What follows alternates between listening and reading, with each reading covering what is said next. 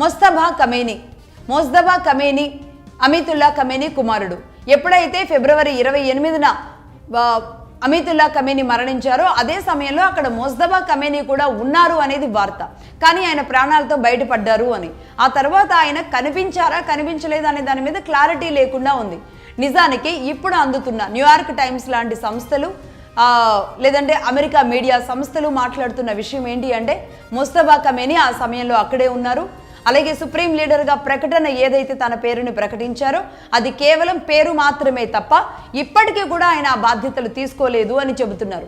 ఎందుకు అంటే ఆ సమయంలో ఆ అమితుల్లా ఖమేనీ బిల్డింగ్ ఆయన నివాసం మీద ఆ బాంబు పడినప్పుడు అక్కడ ఉన్న ఆయనకి కూడా తీవ్రమైన గాయాలయ్యాయి అనేది ఇక్కడ అమెరికా మీడియా చెబుతున్న విషయాలు.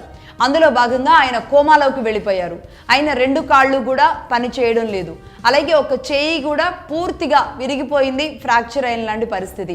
ఆయన ఫేస్ కూడా గుర్తుపట్టలేనంత ఘోరమైన పరిస్థితిలో ఉంది. అలాగే కోమాలో ఉన్న వ్యక్తి గుండె కూడా ఆయనకి సహకరించడం లేదు.